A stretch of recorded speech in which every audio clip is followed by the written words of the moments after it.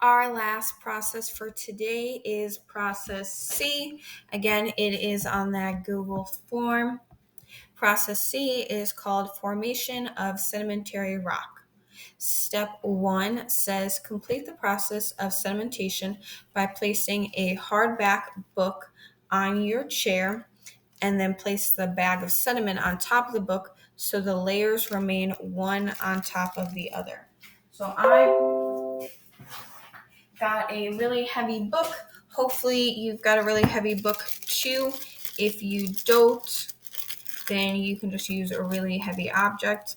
I have tried to place my bag as best as possible so that layers will form. I'm going to stand on my book instead of sitting on it, but you are more than welcome to sit on yours. One student will sit on the bag and book to model compaction and sedimentation of these sediments. They will remain in this position for 2 minutes. So I'm going to pause my video here. I'll be back in a moment after 2 minutes. Now that it's been about 2 minutes, we're going to look at step 3. After sitting on the bag for 2 minutes, retrieve and open the bag to observe the sedimentary wax rock. So you're going to stop sitting on it.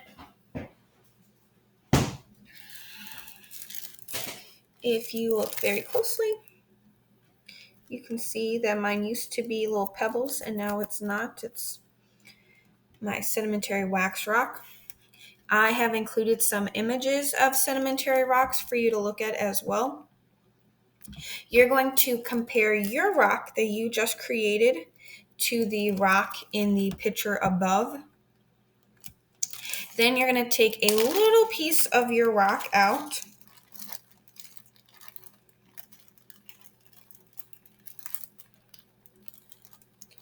Hopefully yours stays. Got a little piece of my rock, and I'm going to take that out and put it on a paper plate.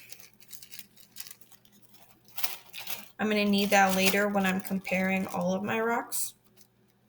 Then it says, gently place the rest of your wax rock back into the plastic bag and reseal, being careful to push all the excess air out. Then you've got several questions to answer. The first, what is the energy source in your model?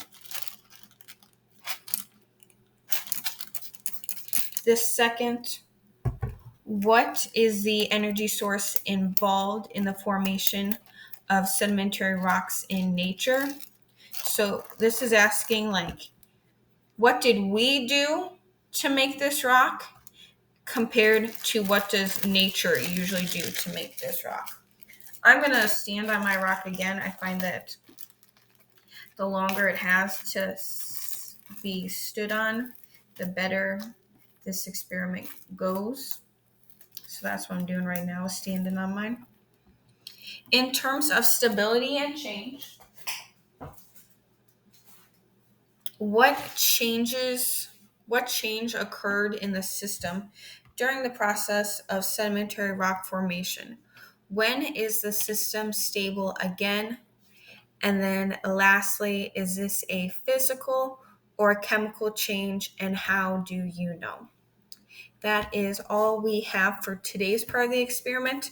Tomorrow, we will be creating a metamorphic rock and an igneous rock. So look forward to that.